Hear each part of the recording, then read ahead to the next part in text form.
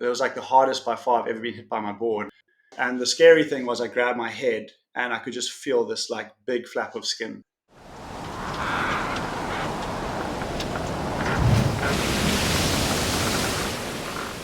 So on the weekend, I was talking with Dougal Patterson, and he was telling me this insane story about a guy whose dream it has been to surf the Eddy.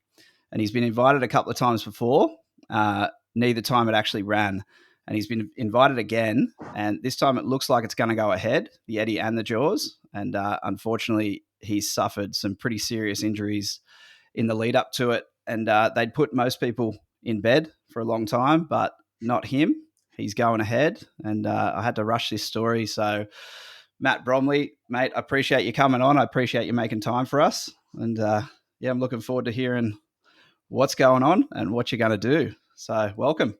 Thank you. Thanks. Super stoked to be on board. No, thank you, mate. So, probably we'll kick off with maybe a little bit of background on you for anyone who's not too familiar with you. So, maybe where you're from, a bit about your upbringing or anything, and how you led into surfing and became the big wave surfer you are now. Awesome. So I started surfing when I was 6 years old. We lived over the mountain, like half an hour away from the beach, and I used to surf every second weekend with my dad. And then we moved to this little town called Komaki, which has right in front of the house. We bought a house on the beach, and right in front of my house is a wave called Sunset Reef, which is probably gets up to 40 foot. It breaks about half a kilometer out to sea. And I would go to school, come home, and I'd watch the old boys towing in to these monster waves out there at sunset. And they back then they were using a Zodiac, like a rubber duck boat. They weren't jet skis yet. And that was like same time when Laird and them were just starting to tow Jaws, you know. So I kind of got exposed to the big wave stuff early, and I thought one day it would be pretty sick to be out there. Anyways, back then, yeah, I was 12 years old, and I started doing the contest scene, and a little bit down the line, I started to feel like I was surfing. I was a good surfer, but my talent was a little bit squandered in the contest realm, like in the smaller waves. And I loved going paddling out with my dad into the slightly bigger waves, onto the outer reefs. Yeah, through a number of circumstances down the line, surfed sunsets for the first time when I was like 15, and then the obviously everyone kind of knows about dungeons, you know, that breaks across the bay, and I can see the back of dungeons. I could see it from my house growing up. The big plumes of whitewater exploding up the cliffs, and in the big winter storms dungeons would come alive, and I could kind of see that in the distance. And I got to surf dungeons for the first time when I was 17. And yeah, that kind of put me on track to start chasing big waves and leave the contest scene. And yeah, since then, so now I'm 32 years old, and I've been storm chasing pretty much. So I track the storms around the world, to certain locations like Jaws, Mavericks, Nias, Skeleton Bay, Dungeons. And when the storms look to produce really big waves, then I book a ticket, chase it, and I go surf those waves, and we take a media crew with us, and we make movies and things like that. So that's still what I'm doing. I've also got a family, got a wife and two babies, two baby boys, and yeah, frothing. Love it, mate. Awesome. So, how do you go about staying prepared all the time? You know, if you're traveling around well, year round, chasing big swells, how do you stay ready to rock at any moment? So I kind of keep a baseline of fitness up. My favorite training is in the pool. I used to be a swim for like my region, so I really enjoy swimming. And I try to keep a baseline of fitness all year round. And obviously, as you go into say northern hemisphere winter, I will know those big breaks like Malagmore or Jaws or Mav start to come alive. You know, so I really keep focused on those, and um, I'm really meticulous in my preparation. So I've got like archives of each swell that hits these places, and I've got screenshots of what the forecast was doing versus what the actual day was. So I've built up these archives for places around the world. That forms a huge part of my preparation, kind of knowing what I'm going into. I use a lot of visualization to get my mind ready, because in big wave surfing, I would say most surfers are probably they would be able to survive. They might be fit enough to even catch one of those waves, but it's all about the mind, because when you've got a giant piece of water towering over you, you've got a split second to Mm. decide whether to go or not, and your instinct is just saying, "Don't go. It's too big. It's too scary." But you got we. I have to. I find I have to be in the right mindset to say yes to that wave and to spin and go. So the mindset stuff for me is probably the biggest prep that I do. So that visualization you do, are you going over past waves, or are you just making waves up in your head and mind surfing them? So I visualize my what I call my hero moment, because I've been out there. Jaws for me is the ultimate wave, and I've seen the waves that you can have out there, and I've seen like Twiggy's wave and Dorian's waves he's had, and Billy Kemper's waves. I've seen kind of what's possible out there, and then also beyond that, like there's waves out there that are just that barrel right from the back all the way through. So I've seen what the waves can do. So my visualization, I like to do it kind of in the steam room, or like just when I'm driving in the car and I'm just kind of daydreaming. I will visualize being out there in the lineup. I'll visualize a huge set of waves coming. I take in all the smells and the feels, like the warm water. The say for now, I'm visualizing Jaws because that's where I'm going. All the mist in the air and the cliffs around me, and then I'll see this giant, the horizon go dark. That's probably one of the scariest moments, when the horizon changes color when a big set of waves comes, and that's when the fear starts to really kick in. So I try to put myself in that moment, and I try to take in all the as many senses as possible. I put myself there and I visualize that the horizon going dark, and then looking up and seeing a giant wave. It's the thing I fear the most, almost, but it's also the thing that I want the most. That giant wave standing over me, and visualize myself saying yes to it, front foot forward mentality, spinning my board to the rocks and paddling like I've never paddled before, and looking over the edge and seeing the water sucking off the reef, feeling the wind blowing up the wave face, and then just leaning forward over the edge and dropping into the wave of my life. And I visualize like the whole ocean kind of sucking up and pulling into a huge barrel and getting spat out. Love it. So you got invited to these events. Was it before or after your injuries? Yeah, so it's actually been a little bit of a build up before, because I've been invited to Jaws twice already. In the last 2 seasons, it didn't run. And then I've been invited to the Eddy once. And then last year, when they had that incredible Eddy, I didn't get invited. And then this year again. So it was before all of the injuries. I got the Jaws invite and the Eddy invite, and that was just before I went to Mexico. And so it was kind of like, oh my gosh, this is my dream. It's an El Nino year coming for Hawaii, and I've been invited to my two dream events. Literally, the thing I've dreamt about in my surf career for like my whole life is to be in the Jaws event and to have the honor to be invited to the Eddy. So let's dive into your first injury. You're in Mexico, and walk me through what happened. Okay, so yeah, we I flew over with my buddy Alan van Geesen for a movie series that he's making. And it was really exciting because, firstly, Alan's one of my best friends, and he's probably one of the best water photographers and water filmers in the world. And we live in the same little neighborhood here in Komaki. We flew over together to Mexico, and it looked like 5 days of 15 to 20 foot plus Puerto Escondido. And I was really excited because the last time I was there was when they actually called on the WSL Big Wave event, and I wasn't in the event, but I got like one of the rides of my life in the morning just before the event started. And that was kind of like, I remember that, and I remember thinking like the next time I come back to port, I just can't wait to get, like, because the barrels out there are almost the same size as Jaws barrels. The waves are not as high, but they make up for that in how wide the barrel throws, because it's breaking in shallow water. So Yeah. it was the second day. The waves were pretty big, and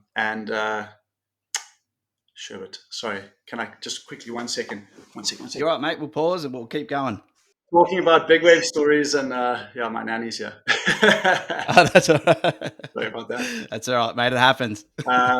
Yeah, so the second day of the swell, the waves are big and firing. It's like 20 foot. It looks really, really good. And I paddle out, and yeah, some of the waves I saw coming through were literally like waves I've dreamt about. And then I kind of had a small one that pinched on me, and then I saw this beautiful big triangle come straight to me, and I was like, "Sick! This is the one." I paddled in, I dropped it, and everything seemed good. And as I kind of pulled up and locked in, I just this current, like this white water, just kind of frothed and like sucked up into the wave down the line, and the wave kind of stretched out, and but I was already locked in. I had nowhere to go, so I just pulled into this big closeout, and then as I do what I do every time, I just hopped off the front of my board, and then as I kind of hit the water, it was just like this. My board just hit me so hard in the head, and it's like when something hits you that hard, and then also being under the water, you get like dazed for a second, and I was like, it was like the hardest by far I've ever been hit by my board, and I was like, oh my gosh, like my first thought was, don't pass out, So I remember trying to like consciously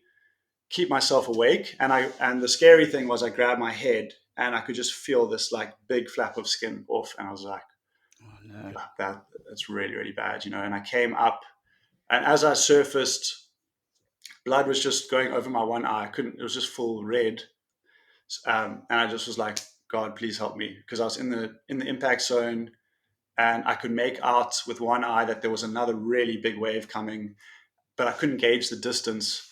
And I just jumped on my board, and I was still thinking like maybe I've had like an adrenaline kick and I'm going to like pass out because it hit me so hard. And I was just paddling as hard as I could to get through the next one, and I like dove off my board. I didn't really know when to take my breath because I couldn't see how far away the wave was from me, and I just kind of dove off, and I like just made it through. I came up, and again the blood was going over my eye, and there was another wave, and I jumped back on my board and I paddled, and I just punched through another two waves, and then I signaled to all the guys in the lineup, that like I need help, so guys started paddling towards me, but then I realized, hey, I'm actually super close to the beach, so let me try gun for the shore. And I was thinking clearly, and I wasn't going to pass out, so I was like, hey, I can make it to the beach. So I tried a gun to the shore. It was literally like 20 meters away from me, and this big current formed that was sweeping me back out to sea, and I was fighting this rip probably for like 2 minutes straight, like sprint paddling. And then I started to realize like the more that I move, the more blood is going to be coming out of my head. So then I couldn't get to the shore. So then I just stopped. I got swept back out to the back line. Everybody came around me. Then they're like, okay, we've signaled to the lifeguards. Lifeguards launched the jet ski, and then the jet ski launched, but I couldn't see the whole time what was going on, because there was so much blood coming over my eyes and stuff. So I was just kind of asking the guys around me like, how are we doing? How are we doing? And then they're like, no, they're launching the ski, and then as the ski went in the water, it didn't start.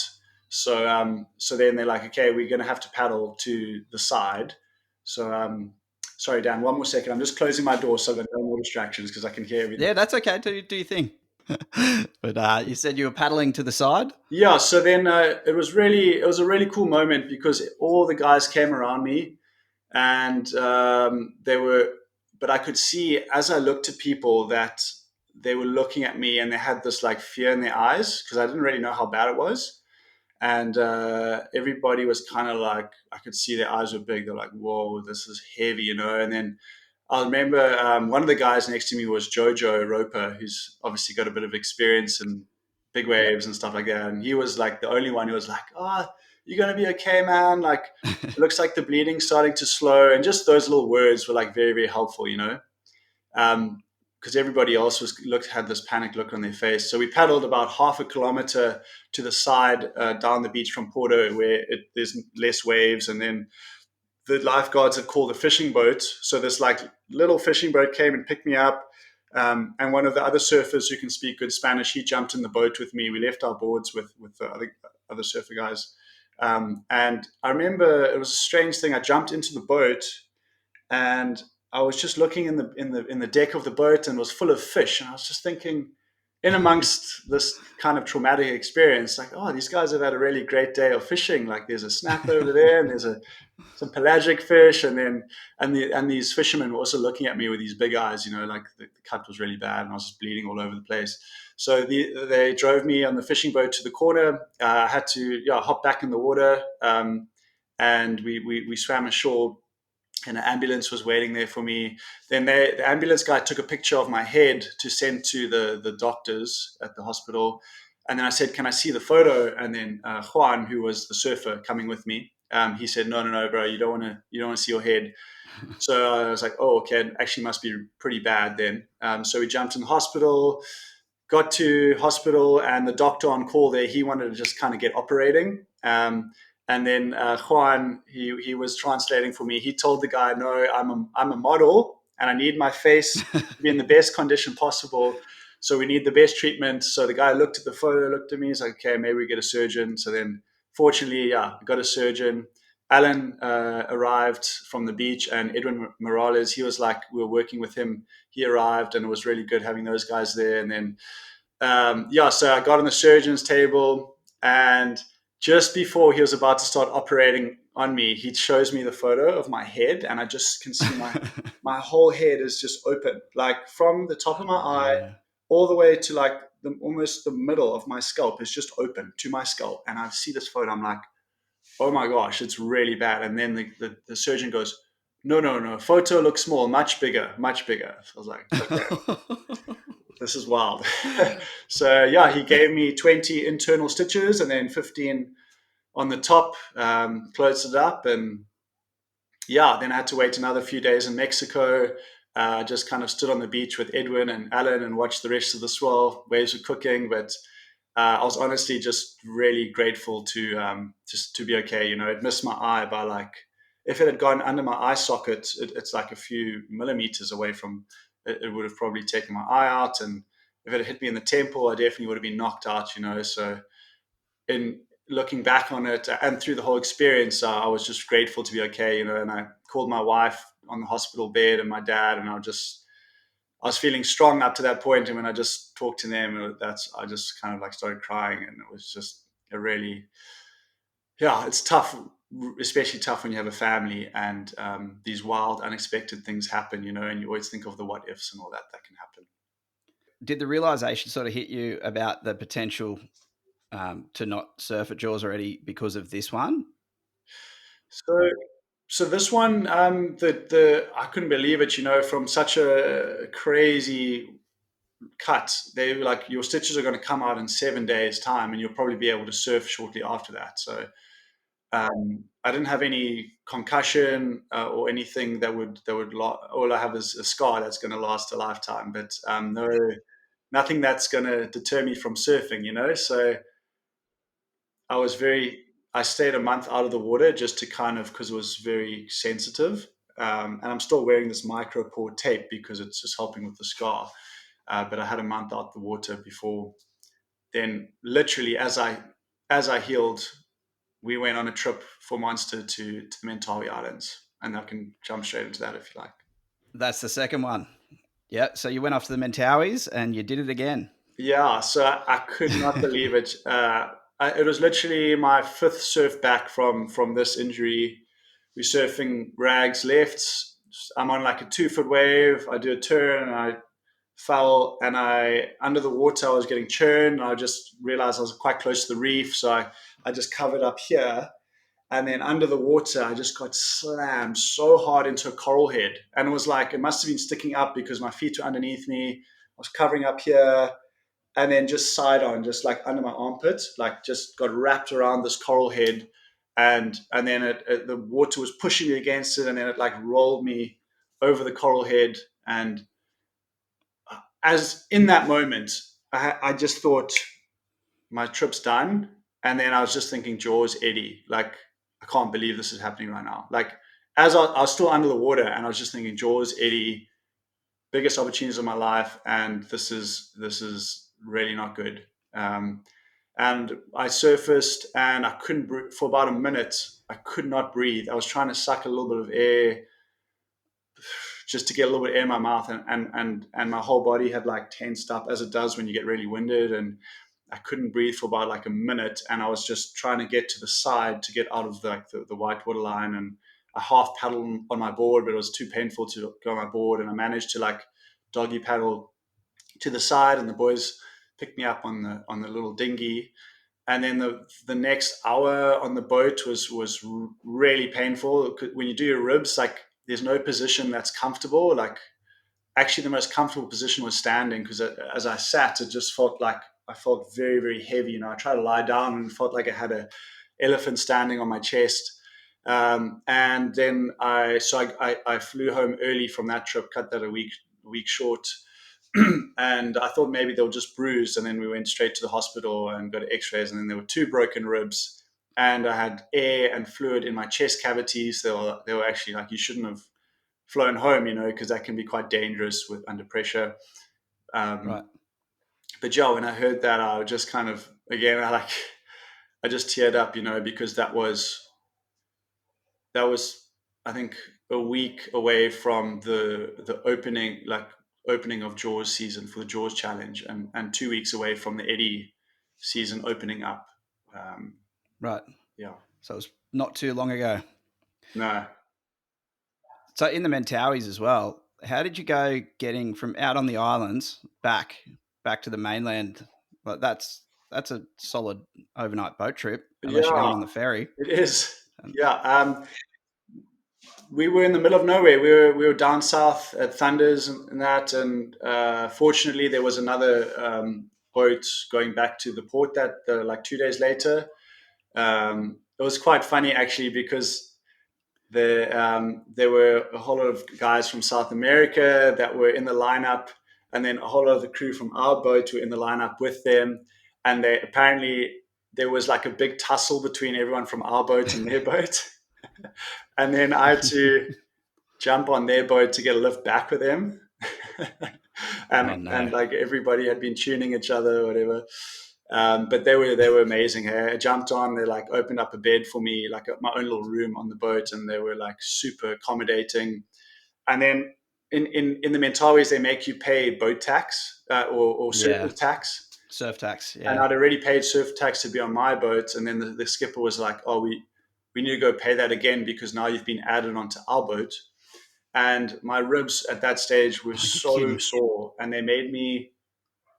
I mean, I had to. We went to the harbor. I had to like climb down our big boat onto the dinghy, and then we had to ride through this rough ocean to get to the shore. And then we get to the port, and there's like a wall, and they want me to climb up the wall to get onto the land. And I just was like, guys, I can't. I can't climb up there. And then so we found like a part of the wall that had sunken, like broke, and I climbed onto it, and I was like, oh my gosh, is this wall going to break? And I'm going to like break more ribs almost. And I had Yep, to go pay the surf tax there. And surf then tax. luckily, the boys. So I was with Alan van Geysen again on this trip. We seemed to not work well together for injuries. But yeah, he took all my boards home. Him and Brendan Gibbons. They brought my boards back. So I just had my backpack, and then I took some painkillers and flew home. Yeah. And so, how's the healing going now for the ribs? The first 2 weeks were really really bad, and then also we've got our babies, so I couldn't pick them up, but a lot of movement, and so the first 2 weeks were really painful, and then I turned a corner now, and now I'm like a month to 5 weeks in, and I'm feeling a lot better, and so Jaws window is open, and so what now we are it's Tuesday today, and on Friday, so in 3 4 days time, there's a really big swell going to Jaws, and I've been monitoring the swell for the last week, and the swell was looking it was downgrading, wasn't looking good. Then I woke up yesterday morning, and it had upgraded, so I guess the storm had actually formed, and they could predict like the live waves that were going to be heading to Jaws, and surf line showing 30 to 35 foot light winds. Ooh. And I'm like, oh my gosh, the comp's going to be called on, and I'm not going to be able to surf. I'm I'm still in a lot of pain. So straight away, I went to go try have a paddle. So I'm working with a psychologist, and we're working on some mindset stuff. And I was in a Yep. session with him, and I was telling him about this. We're like, okay, we got to get you on the board, and we got to start like rewiring the brain, because the brain right now is telling me that my ribs, it's like a no-go zone and all this. We've got to rewire. It is going to be painful, but I've got to get used to that pain. So we ran down to the beach, and we had a paddle, and whew, it was really painful trying to paddle, like really, really sore. And he's kind of talking me through it. He's like, breathe, and like just think it's like good things, And I was like breathing, trying to breathe through the pain, and it was bearable. Like I could paddle, but it's like I'd move a little bit, and it feels like I'm just getting stabbed in the ribs. And we're Mm. trying to like be positive, but deep down, I just kind of know that I'm not ready to to go surf Jaws. Like that morning, I was doing doggy paddle in the swimming pool, and Yep.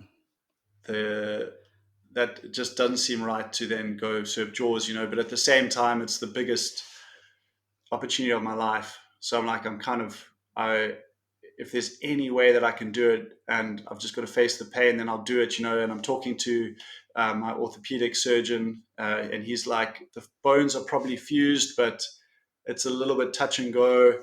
And then later that morning, I spoke to Kieran Perro, and he announced that they're not going to have the Jaws event, which was like that. And I just teared up with relief, because I was like thinking, this is I'm going to miss Jaws, and but it's not happening this Friday, fortunately, because it looks like the swell is aiming more at the west coast of the US than at Jaws. So fortunately, it's not Right. happening. So I've got a little bit more time to recover. Yeah. Okay. Yeah, that's crazy. So potentially the first wave you paddle into since your injury you could be looking at 30, 35 foot jaws. It could be, yeah. I love it. Yeah. Okay. All right. Well, let's get into the Jaws event. So, what can you tell me about the Jaws event? Jaws is the best big wave in the world, like 100%, And anybody who has surfed there is just, they know that that's the best big wave in the world. There's waves out there that are just absolutely untouchable, that are just 60-foot barrels. And it's the ultimate wave, and it's the wave I dream about. It's the wave I fear the most. And every time, this time of the year before the winter season starts in Hawaii, I've got butterflies waking up every morning, because I know just around the corner, Jaws is going to awaken, and Yeah. got to head out there. So to be invited into the Jaws event, into the top 24 big wave surfers in the world, it's my dream. And I can't wait to share the lineup out there with the best of the best in the best big waves in the world, and represent South Africa alongside Twiggy. And yeah, it's my dream, and that's why Yep. breaking my ribs right now has just been it's been one of the toughest, I would say, toughest periods of my life to kind of deal with the dream, and then not being able to prepare like I want to prepare. So basically, they'll just call it on one day. Obviously, you're tracking storms and that sort of thing, but they'll just call it on one day, and you got to get yourself over there and be ready. So we are actually booked to go as a family to Hawaii on the 3rd of December. So the tickets are locked in, and I'll probably be having my first surfs back on my ribs in Hawaii. So the waiting period is about 4 months. It's from the middle of November till like mid March. So the period is really big, where the storms could come, and the contest could go. But we are selecting like the middle of December to the middle of or December to the middle of January, which tends to be like the hot spot for big waves. And we hope that in that time I get a shot at Jaws and Eddie. And if it doesn't happen in that time, then we're gonna have to make another plan. I guess my family will have to come home, and then I don't know if I'll have to fly back or something like that. But yeah, otherwise, right now I'm waiting and watching all the swells, and we can predict the waves like 2 weeks in advance. We can see there's a big swell coming, so every time there's a bump, I'm monitoring it very closely. And then with the Jaws event, they give us an amber alert 4 days before to say, hey, we're on standby to run. And then 2 days out, they give the green light. And if I'm still in South Africa, I would have to have already started flying to make it there in time before they call the contest on. And I'm not sure if you've said this already, but you haven't been in the Jaws event yet, have you? No, I haven't actually surfed in it before. Have you been to it and Um, actually watched it or anything? I have, yeah. I was there. Was it in 2019? I surfed for the 45 minutes before the event started and didn't catch a wave. And I sat in the channel as Russell Berkey pulled into that one. He kicked off the day with that like beautiful big barrel. Yep. So yeah, I've watched it, and then I watched that whole day Billy take out the finals, and it was insane to watch. Yeah. And how's the atmosphere and everything there? Oh, it's so sick. I don't know if you've been to Jaws before. No, I haven't. No. Yeah, it's like a natural arena. There's a big cliff that wraps around.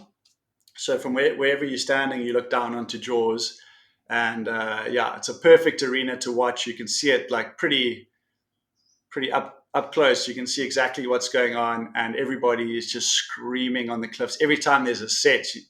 Like the thing about Jaws is you can see the line stacking all the way to the horizon, and you just see those things stacking up, and then the swell line just bends in on itself as it starts to feel the reef, and you just it's an amazing atmosphere, and then also the air is filled with like mist because the explosions of water are kind of sending water vapor into the air, so it's like also a bit like mystical, you know. Yeah, Yeah. it's wild. I hope it happens for you this year. I do. I hope it does. And I hope it happens at the right time. But that's one of two you're in. Is that right? So the Eddie Yeah, so runs separate. mhm. And that's obviously, well, as far as I'm aware, just about the most prestigious big wave event ever. And I think it's only run 8 or 9 times in its history. And you got invited to one of them, which didn't run. Mhm. So, how does the invite go with that one? Is that it's top 24 as well, is it? Well, they've also got the ladies mixed in with the guys, so Right. it might be there might be 30 surfers. I'm not sure, and then a few alternates. Um, but yeah, I don't know how they do the invites system. Because I as I say, I got invited 2 years ago when it didn't run, and then the next year I wasn't on the alternate list, and I was like, oh man, that would have been sick to be in it, you know. And then they had the Eddie actually ran last year, and it was like the best Eddie ever, and I was like, damn, would have been so sick to be a part of that. It was like the best Eddie ever almost. And then this year again, I got the call up. So yeah, I'm really excited and really honored. And we'll be there as a family for the opening ceremony, which is on the 8th of December.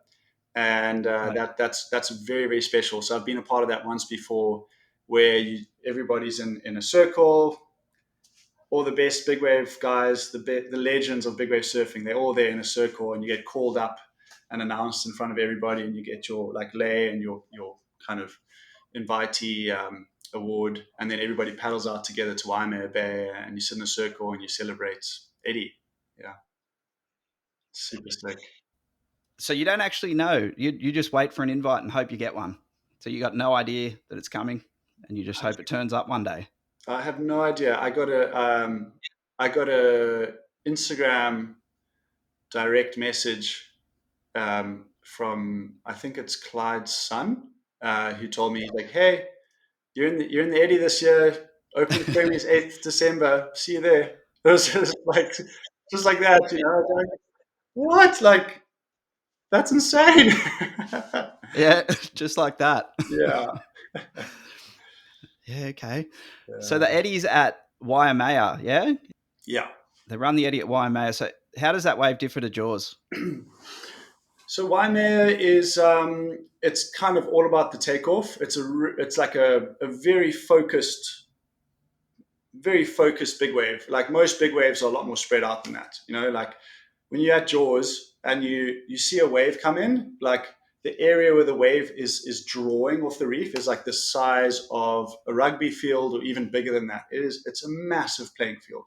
And then when you're at Waimea, everything focuses. There's a boil, and everything is focused around that boil.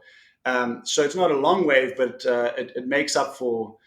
for the kind of lack of wall, it makes up for that in the intensity. Like it sucks into like one zone with a lot of power, concentrated energy, and it's when you get a big one out there, it's like a full-on airdrop. You know, the bottom of the wave just drops away, and you're just airing into this thing, and yeah, it's all about that takeoff. And I think the big thing about it is that is one of the birthplaces of big wave surfing. You know, like the guys Yeah. were charging out there with no leashes, just in a pair of boardies, like a very long time ago. And Eddie was one of the guys, I believe, who was kind of leading the charge in that. And so there's just so much history to it, and you can tell like you speak to the guys like Billy and John, and for them it's like their dream is often like not to necessarily even win. Like, yes, a pipe masters is huge, but to win an Eddie is like almost at the top of their list. It's really prestigious and it's big. Yep. Okay, so what's your plan of attack here? So how are you just not going to surf? Like, how are you going to overcome this? Um, I've been kind of struggling with two things, you know, because I really want to be training, and I got back into training. I've got a really good biokineticist helping me to do the right exercises to get a bit of strength and stability in the rib, and a bit of muscle to have some padding. But every time I start to up the training, I wake up in the mornings and it's like it feels like I'm back at almost week one again with the pain. Um, so it's that fine line of trying to physically prep and get ready, and then also just rest. You know, like some people are saying just rest, like don't agitate the rib, just rest. And then other people are saying no, you've got to build the strength around it and all that. And I'm having bone broths and protein shakes and calcium pills, and I'm doing saunas every day. You know, I'm doing everything I can to promote the healing. And we've kind of the strategy now, like every 3 days, I'm going to have a paddle on my board to start to get used to the pain, because there's no getting around that. It's going to be really sore to surf whenever I do Yep. that. So no surfing yet, but I think the surgeons told me from 6 weeks, which is in 5 days' time, that I will be able to start having my first surfs. So for now, it'll just be training, um, taking a paddle on the board every now and then to get used to the pain. And yeah, I've also it's been really interesting because as I mentioned, like I'm very meticulous in my preparation, and I love to be like as fit as I can be in peak condition, like really like all the things that I can control. I want to be like in at the peak of that. And this time, I haven't been able to do this because when I had my head injury, I couldn't really do too much, and then straight into the ribs. So on the physical side, I haven't been able to be where I want to be. But I've kind of made up for that. I feel like with the mental preparation, and I've been talking a lot with psychologists and listening to podcasts about how you can like uh, rewire your brain using things like visualization to actually like enhance your performance. Because I think at the end of the day, big wave surfing is more it's more about the mental, being mentally prepared than anything else. And it's been because I haven't been able to do the physical prep, I've been really trying to work on the mindset. You know, I've been taking myself through, even in the morning, waking up at jaws, and the feelings I'm going to feel, you know, because wherever you are sleeping on Maui, you can, well, in the haiku area where jaws is, you can hear the waves, you know, you can hear them the whole Right. night. So the whole time you kind of wrestling with the fear, you know what you're in for. When the sun comes up, you're going to paddle out into massive waves. And so trying to put myself there, trying to get my mind ready for what's to come. And it's actually been amazing putting myself through that, because I've had a lot of time to really process it. And like in my mind, I feel almost more ready than I've ever felt before to take it on. So yeah, it's also been exciting with this preparation in a different way. Yeah, mate. I know you've got it. Like in previous years, I've obviously watched the events run, but I've never tracked it with excitement, fully invested in one story. and I'm so invested in this with you. Oh, I thank you, man. cannot wait. I cannot wait to see it, and I'm going to be looking. I'm going to be watching the weather. I'm going to be tracking it this year, and I hope everyone else gets behind you because I really want you to get into it, and I want you to. I want that fairy tale finish for you. I wish you all the best with all of it, and we're going to do a part 2 of this, aren't we? After you bring back the trophy, we're going to do a part 2 and hear about how it all went. And yeah, mate, I'm pumped. I haven't been this pumped for a surf event for a long time. Oh, thank you. I really appreciate it. um, yeah, yeah. Hopefully, there's a really, as you say, there's a. I mean, if there's a trophy at the end, that would be insane. But yeah, I just know that this is all part of the story that's forming, and so it's really exciting either way. And yeah, thanks for having me on here.